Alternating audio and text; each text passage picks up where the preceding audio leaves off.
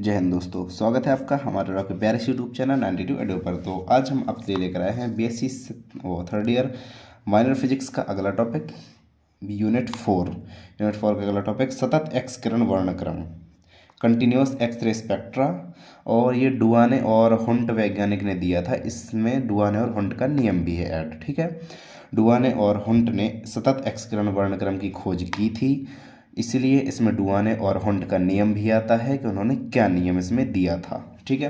ये पूरा theory based question है, इसमें पूरी थ्योरी है 2-3 पेज की, तो उस थ्योरी को मैं समझाते जाऊंगा और कैसे सतत एक्स किरण वर्णक्रम ने प्राप्त किया ये भी मैं इसमें बताऊंगा, ठीक है।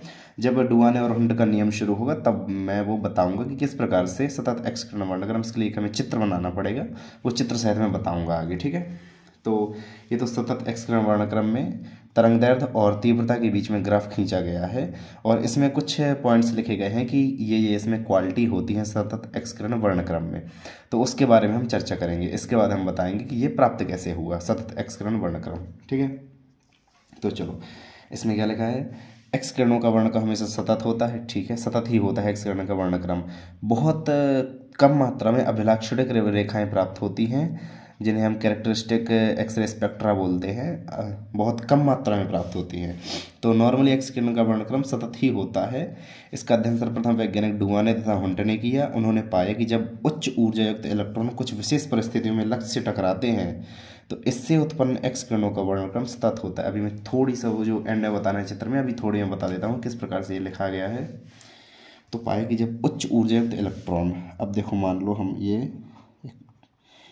हमने परमाणु की कक्षाएं बना दी, ठीक है। चलो ये कक्षाएं, ये 2 हो गए, 8 ये हो गए और बाहर भी और ज़्यादा 18, ठीक है। तो इस प्रकार से अब देखो, जब उच्च ऊर्जा युक्त इलेक्ट्रॉन, अब कोई इलेक्ट्रॉन इसके ओर आता है, उच्च ऊर्जा युक्त इलेक्ट्रॉन है और विशेष परिस्थितियों में लक्ष्य से टकराते हैं। अब मान लो ये इलेक्ट्रॉन आया और हमने ये माना कि ये इलेक्ट्रॉन किसी भी जो बाहर घूम रहे इलेक्ट्रॉन इनसे टकराया नहीं है, ये निकलेगा सीधा, ठीक है, सीधा निकला। लेकिन वैज्ञानिक डुआने और हुंट ने देखा कि जो इलेक्ट्रॉन है वो सीधा ना जा करके जब भी नाभिक के पास में जाता है तो नाभिक की ओर आकर्षित हो जाता है और नाभिक की ओर आकर्षित होता हुआ कुछ इस प्रकार से निकल जाता है, ठीक है। तो इसे बोला है उन्होंने कि कुछ भी परिस्थिति में लक्ष्य जब टकराता है, नाभिक के पास से होकर गुजरता है, तब उत्पन्न एक्स किरणों का वर्णक्रम सतत होता है। तो यहाँ से मान लो इसकी ऊर्जा कुछ है, कुछ एच न्यू मान लो, और यहाँ पे कुछ उससे कम होगी, एच न्यू डैश है, कुछ भी मान लो, ठीक है। तो यहाँ पर उसकी ऊर्जा कुछ कम हो जाती है जब वो नाभिक से होकर गुजरता है और कुछ ऊर्जा नाभिक द्वारा ले ली जाती है जो कि यहाँ पर एक्स किरणों के रूप में हमें निकलती हुई प्राप्त होती है। क्योंकि ऊर्जा निश्चित होती है, इसे नष्ट नहीं किया जा सकता, तो ऊर्जा कहीं ना कहीं से निकलेगी। तो जब हमारा इलेक्ट्रॉन नाभिक के पास में से होकर गुजरता है तो उसकी ऊर्जा कुछ कम हो जाती है, वह ऊर्जा एक्स किरणों के रूप में निकलती हुई दिखाई देती है, ठीक है। यही चीज़ लिखा गया है कि जब उच्च ऊर्जा युक्त इलेक्ट्रॉन कुछ विशेष परिस्थितियों में लक्ष्य से टकराते हैं तो इससे उत्पन्न एक्स किरणों का वर्णक्रम सतत होता है। ये जो हमारे एक्स किरणों का वर्णक्रम यहाँ प्राप्त होता है ये हमेशा सतत होता है, ठीक है। जब ये कंडीशन होगी तो यहाँ पर जो एक्स किरणें प्राप्त होगी इनका वर्णक्रम हमेशा सतत होगा, ठीक है। इस ग्राफ के बारे में अभी हम चर्चा करेंगे पॉइंट वाइज जो भी लिखा हुआ है इसमें, ठीक है। तो आगे पढ़ते हैं। जिसकी पृष्ठभूमि में कुछ अभिलाक्षणिक रेखाएं पाई जाती हैं, जो मैंने बताया था कि कुछ बहुत ही कम मात्रा में कैरेक्टरिस्टिक रेखाएं पाई जाती हैं।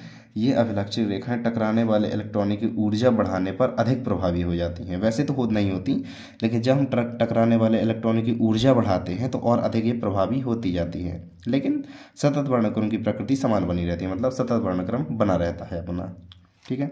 चित्र में क्या दिखाया गया है कि चित्र में टंगस्टन लक्ष्य पर विभिन्न त्वरण विभव के संगत उत्सर्जित एक्स किरणों की तीव्रता और तरंगदैर्घ्य के बीच ग्राफ प्रदर्शित है। विभिन्न त्वरण विभव मतलब यहाँ पर अलग अलग त्वरण विभव में इसका ग्राफ प्रदर्शित किया गया है, ठीक है। नंबर पहला, ग्राफ से क्या स्पष्ट है। हाँ, प्रत्येक त्वरक विभव पर एक निश्चित निम्नतम तरंगदैर्घ्य के ऊपर सतत वक्र प्राप्त होता है, अर्थात एक्स किरणों का वर्णक्रम सतत होता है। अब देखो क्या लिखा है, पहले में एक एक पॉइंट चाहिए समझाऊंगा मैं, ठीक है। प्रत्येक त्वरक विभव पर एक निश्चित निम्नतम तरंगदैर्घ्य के ऊपर, मतलब निम्नतम तरंगदैर्घ्य मतलब लैम्डा मिनिमम के ऊपर सतत वक्र प्राप्त होता है। अब देखो यहाँ पे हो गया अपना लैम्डा मिनिमम जो सबसे नीचे है, तो इसके ऊपर जो हमारा वर्णक्रम है ये सतत प्राप्त होता है। इसके जस्ट ऊपर जो है वो हमेशा सतत वर्णक्रम प्राप्त होता है, इसलिए ये होता है, इसलिए एक्स किरणों का वर्णक्रम सतत होता है। ठीक है। नंबर दूसरा, प्रत्येक त्वरक विभव पर एक्स किरणों की तरंग दैर्ध्य की एक निम्नतम सीमा लैम्डा मिनिमम होती है, जिससे कम तरंग दैर्ध्य की एक्स किरणें प्राप्त होती हैं। ध्यान से पढ़ो, प्रत्येक त्वरक विभव पर एक्स किरणों की तरंग दैर्ध्य की एक निम्नतम सीमा लैम्डा मिनिमम प्राप्त होती है। यहाँ पर जो ये सबसे निम्नतम सीमा है लैम्डा मिनिमम होती है, ये प्राप्त होती है हमें। ठीक है। इससे कम तरंग दैर्ध्य की एक्स किरणें प्राप्त होती हैं। अब एक्स किरण मैंने इससे पहले आप मेरा रोंजनली और एक और कुलिजनली ये वाला वीडियो देख लीजिए, तो ये आपको अच्छे समझ आएगा। उसे मैंने बताया था कि एक्स किरणों की ये तरंग दैर्ध्य जितनी कम होती है उतनी ज़्यादा एक्स किरणों की तीव्रता होती है। ठीक है। तो कम तरंग दैर्ध्य की एक्स किरणें प्राप्त होती हैं क्योंकि तीव्रता अधिक प्राप्त होती है। ठीक है। नंबर 3, निम्नतम तरंग दैर्ध्य सीमा लैम्डा मिनिमम का मान लक्ष्य के पदार्थ पर निर्भर नहीं करता।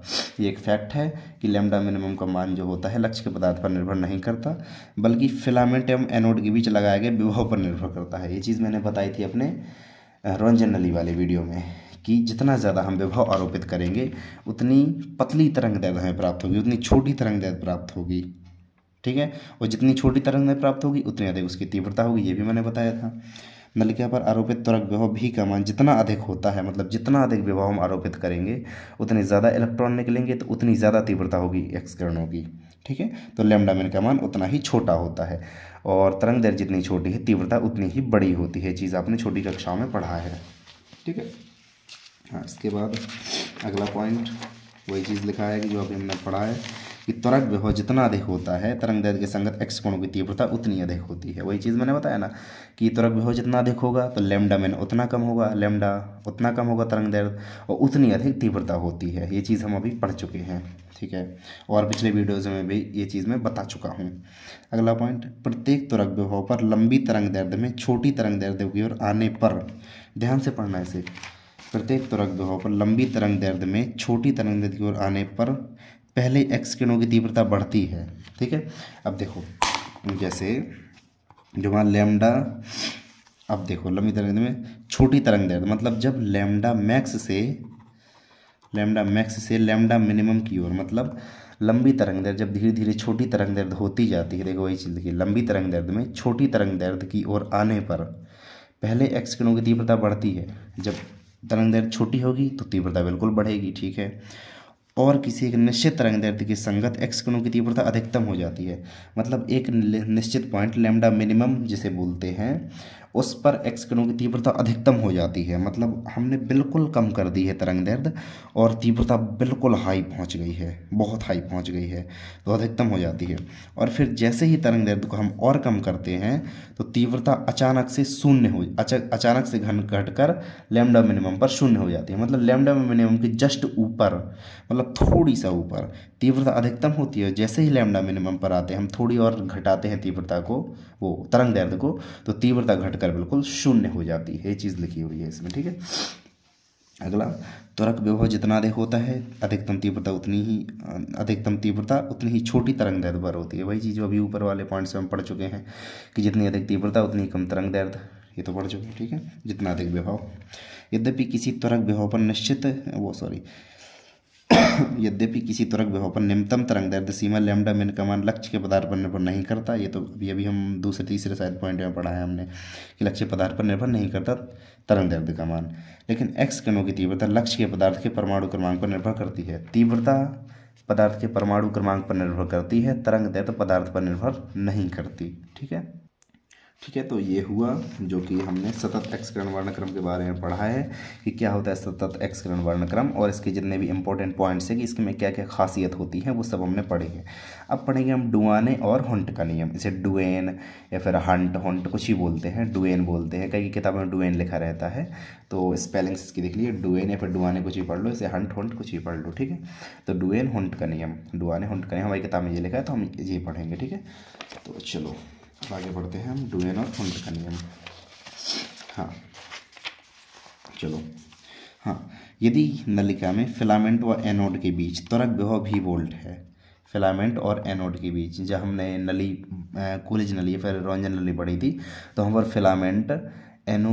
फिलामेंट और एनोड के बीच त्वरक विभव लगा होता है, ठीक है, जो कि फिलामेंट को गर्म करता है जिससे इलेक्ट्रॉन निकलते हैं, इलेक्ट्रॉन एंटी कैथोड से टकराते हैं और एक्स किरणें निकलती हैं, ठीक है। तो ईवी वोल्टेज तो तंतु से निकलने वाले इलेक्ट्रॉनों के लक्ष्य पर पहुंचने पर अधिकतम गतिज ऊर्जा ईवी होगी। अब देखो इसी चित्र की हमें ज़रूरत पड़ गई। ये एक नाभिक, फिर पहली कक्षा, दूसरी कक्षा और ये तीसरी कक्षा,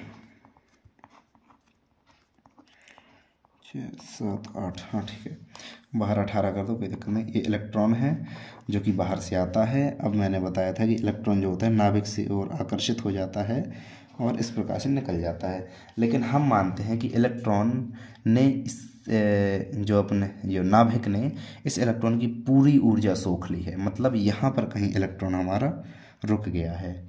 तो जब पूरी ऊर्जा सोख ली है तो जो एक्स किरणें होंगी हमारी वो अधिकतम तीव्रता की होंगी, बहुत अधिकतम तीव्रता से एक्स किरणें निकलेंगी, ठीक है। अभी यहाँ तक ठीक है, अब आगे थ्योरी पढ़ते हैं पहले।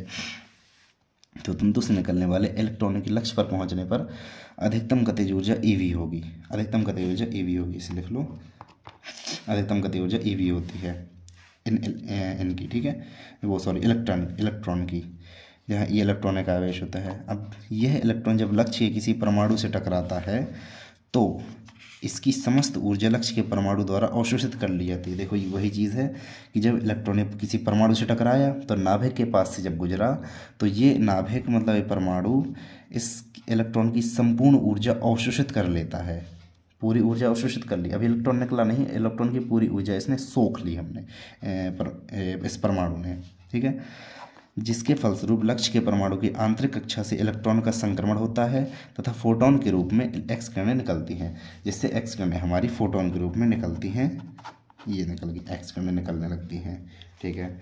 तो माना उत्सर्जित फोटोन की आवृत्ति न्यू है तो फोटोन की ऊर्जा एच न्यू होती है ना, फोटोन की ऊर्जा एच न्यू होती है अगर आवृत्ति न्यू है। तो एच न्यू का मान जो है ईवी के बराबर या उससे कम होगा, एच न्यू का मान ईवी के बराबर या उससे कम होगा। तो एच न्यू मैक्स मतलब तीव्रता तो अधिकतम है ना, क्योंकि एक्स किरणों की तीव्रता अधिकतम है, क्योंकि हमारा जो इलेक्ट्रॉन है बाहर नहीं गया है, रुक गया है, तीव्रता अधिकतम हो गई। तो एच न्यू मैक्स किसके बराबर होगा, ये होगा ईवी के बराबर, ठीक है, ईवी के बराबर होगा। और ये क्या होगा, S C upon lambda minimum, क्योंकि लैम्डा मिनिमम पर ही तो न्यू मैक्स होगा ना। जो हमारी आवृत्ति है मैक्सिमम कब होगी, जब हमारी तरंगदैर्घ्य मिनिमम होगी। और ये कहाँ से आया, तो न्यू बराबर सी अपॉन लैम्डा होता है। तो यहाँ पर न्यू का मान हमने रखा C upon lambda, so S C upon nu minimum हो गया, क्योंकि ये क्या बोलते हैं न्यू मैक्स, यहाँ लैम्डा मिनिमम हो गया, न्यू मैक्स है तो लैम्डा मिनिमम हो गया। आई बात समझ में, एक बार और देख लो, ये न्यू मैक्स को हमने न्यू बराबर सी अपॉन लैम्डा से लिख दिया है, तो सी अपॉन जब न्यू मैक्स है तो लैम्डा हमारे मिनिमम होता है, मैंने अभी बताया है शुरुआत में, ठीक है। बस ये सिंपली मिनिमम लैम्डा मिनिमम का मान निकाल लो, S C upon E V. अब एच सी और ई वी का मान रख दो, तो इसे मैं अगले पेज में आपको मान रख के बताता हूँ। हाँ, तो क्या था हमारा लैम्डा मिनिमम बराबर S C upon E V, ठीक है। एच प्लैंक कांस्टेंट 6.6, ये आपको मान याद रखने पड़ेंगे, -34 ये प्लैंक कांस्टेंट का मान होता है। उसके बाद सी हो गई प्रकाश की गति 3 × 10⁸ होती है, ये तो सबको पता होगा। अब नीचे इलेक्ट्रॉनिक आवेश, सो 1.6 × 10⁻⁻19 होता है, ये भी सबको पता होगा। और v का v रहने दो। अब इसके बाद ये सब लिखना है, ठीक है, अलग से नहीं बता रहा हूँ, ये सब लिखना है उसी में साथ में। और इसके बाद अब इसे अगर जब आप सॉल्व करोगे इसकी कैलकुलेशन या फिर कर लेना या फिर याद रख लेना, ये calculation 12.375 upon v into 10⁻⁻7 metre ये होती है। अब ये दशमलव और निकालोगे तो 12.375 अपॉन v इंटू 10⁻⁻10 मीटर, ठीक है। अब 10 की पावर -10 क्या होता है, एंगस्ट्रॉम होता है, तो 12375 अपॉन v एंगस्ट्रॉम, ये किसका आया, लैम्डा मिनिमम का मान। अर्थात इससे ये हमें निकला कि निम्नतम तरंगदैर्घ्य जो होती है, निम्नतम तरंगदैर्घ्य सीमा का जो मान होता है ये त्वरक विभव के व्युत्क्रमानुपाती होता है। मतलब lambda minimum proportional to 1/v होता है। मतलब बेहो जितना बढ़ाएंगे उतनी जो लैम्डा मिन है उतनी घटेगी, लैम्डा उतना घटेगा, बेहो जितना कम करेंगे उतना ये बढ़ेगा, उसके व्युत्क्रमानुपाती होता है। और ये जो होता है, ये जो मैंने बताया लैम्डा मिन प्रोपोर्शनल टू 1/v, इसे कहते हैं डुआन या फिर डुआने व हुंट का नियम। यही कहलाता है डुआन और हुंट का नियम, लैम्डा मिन प्रोपोर्शनल टू 1/v।